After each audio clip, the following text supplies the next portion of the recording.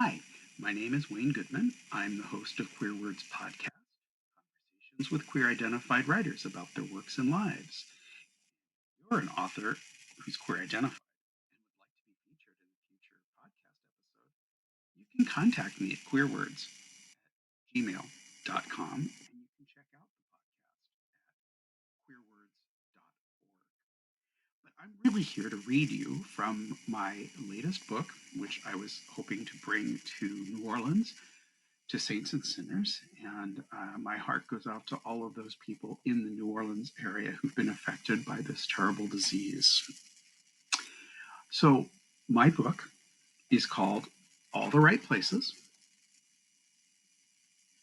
and it's a collection of short stories, most of which I had sent to requests for submission. Some of them were published, some weren't, and there's a couple other ones I threw in there. And a lot of them have to do with place, but mostly they're character-driven stories. And what I chose to do with this book, most books have people telling you how good the book is. And instead of having strangers talk to you, I decided to have my characters talk to you. So when you look at the back of the book, there's quotes from some of the characters in the stories, such as Sheila Barnes from Population Maintenance, who says, "That's plagiarism." And Marcus, "I can undress myself," which is Manny from Manscapes. And "Woo, look at how far up it goes." That's Elmo from Rumspringa, and that's the story I'll be reading in just a minute. Gavin, who's an art curator, is from the title story, "Looking for Love in All the Right Places." "Trevor, that kind of behavior can get us arrested here." Then the crusty Platon from Stag Station, "You'll get used to it." And now Stag Station, I just want to point out, is a story I sent in to be part of the collection for this year. It got rejected. So I just decided to publish it myself in my book. A very flowerful character, Mrs. Borden from Nice Day for a Picnic. "No, dear heart, none of us ever." And then a story that takes place during the American Civil War. The Abraham Noah Jones, who the story is called Noah's Raft, and one of his lines is, "One of the minor inconveniences of war, BJ, my little possum." And then lastly, a story called Out of Yoshiwara, which takes place on the Pleasure Island off of Edo, 17th century Japan. The line is War, "Otoko deshigesu," and it's in Japanese. But you don't need to know Japanese to understand the story. It's all written out for you.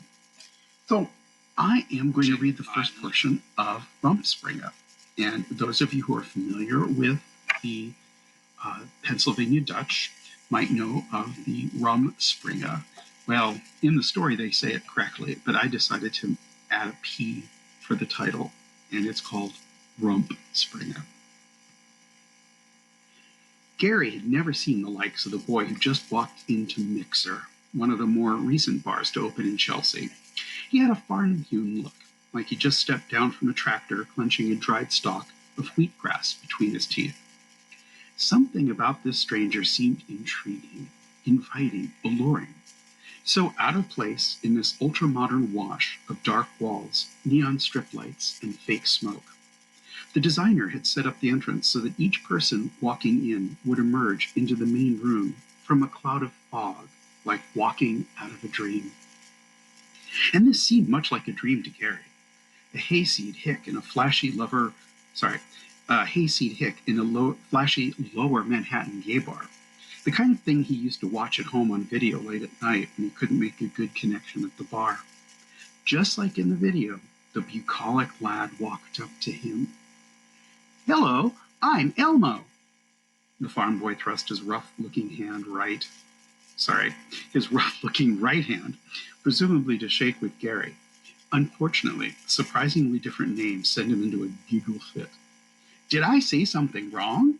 I'm awfully sorry if I did. Perhaps I should just leave now. Elmo turned to go. No, wait, Elmo, Gary managed to blurt out before he started laughing again, almost spilling the pricey drink he had fought the jaded crowd to purchase. The liquid in the glass glowed blue in the light of the plexiglass bar top. Can I buy you a drink? Are you even old enough to be in here? The farm boy had a very fresh and youthful appearance, except for the roughness of his palms. Elmo gazed down into those work-worn hands before responding, I'm not in the habit of accepting charity from strangers, but, and he glanced up at Gary's shirt and then his face, I believe I am prepared to try something new tonight. Oh, and yes, I just turned 21 last week. What are you drinking, sir? A Blue Moon, Gary responded as he pointed his free hand at the glass. Two things. He held up two fingers. First off, this is not a drink for rank beginners. And two, if you call me sir again, the deal's off. Elmo looked down. Hey, up here, man. My name is Gary. Elmo looked up and smiled. Thank you, Gary. And Gary returned a smile. Possible fantasy scenarios began to form in his overcharged imagination. Do you like beer? Of course, Elmo's smile widened. We have all kinds of beer at home. Apple beer, ginger beer, root beer. Do any of them have alcohol? Gary interrupted. Oh, no. His moppy head shook side to side. We're not supposed to drink alcohol. But you do, Elmo, don't you? A wicked smile spread across his face. Oh, yeah, sure, but please don't tell my pa. Gary gently grasped Elmo's arm. Don't you worry yourself none, Elmo. Your secret is safe with me. He then turned to the bartender and ordered a light beer. Once he had finished settling, he took the bottle in his free hand and turned back to Elmo. I wish we could find a place to sit and chat, but this bar is so crowded. What about there? Elmo pointed to a cafe table where two nattily dressed men had just stood up. Well, aren't you my little lucky charm, Elmo?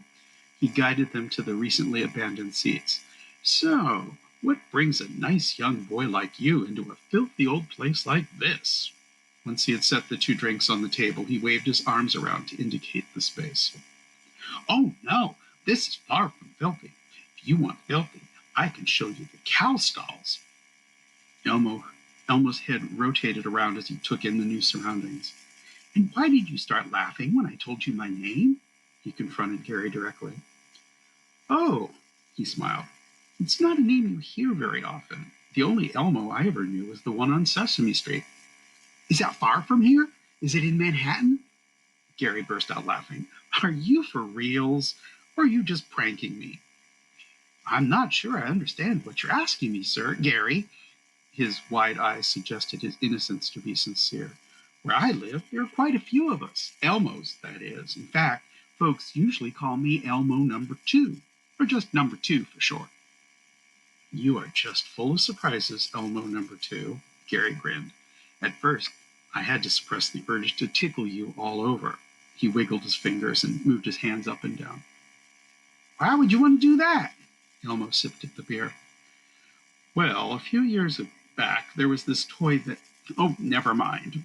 Elmo seemed focused on Gary's shirt. Is there something wrong with my shirt? You keep looking at it. Oh, no, he blushed. It's the color. It's what drew me to you. Blue? Blue is what made you beeline from the door up to me and tell me your name? Elmo nodded his head. Think you could help me out with a bit of an explanation? Oh, sure. He took another sip of the beer. And thank you for this. It's not bad. You see, at home, that shade of blue has a special significance for us. Home? Gary gave him the once-over again. And where might that be, Elmo? Lancaster, of course. Oh, of course. I should have known. And you pronounce it way different from what I'm used to. We say Lancaster, but you call it Lancaster. Really? I've never heard it pronounced any other way. Uh-huh. Gary started searching out other faces just in case this cute little fantasy disappeared into a dust cloud. So, what brings you to New York, Elmo number 2? The farm boy giggled. Number 2? It sounds so different when you say it. He giggled again. Perhaps it was the beer kicking in. I'm on Rumspringa. Are you familiar with that? Is it some new drug? Gary stared down into his drink. Oh, no, silly. It's my time to discover where the outside world has to offer before I commit to my adult life. Oh, I think I saw a movie about that. Are you Amish or something? Well, sort of. We like to call ourselves Pennsylvania Dutch, but it's very similar. My folks are more modern than some of the other groups. Obviously. Obviously? Don't you people ride around in horse buggies, no electricity or cell phones? Oh, that's the older ones. We're not so strict like that anymore. I see. Gary's eyes wandered over Elmo's body anew as fantasies began to redevelop. So, you're in New York to see the sights? And that's where I'll end. If you want to see how this story plays out, you'll have to get a copy of All the Right Places, and you can get that through Tubby and Coos.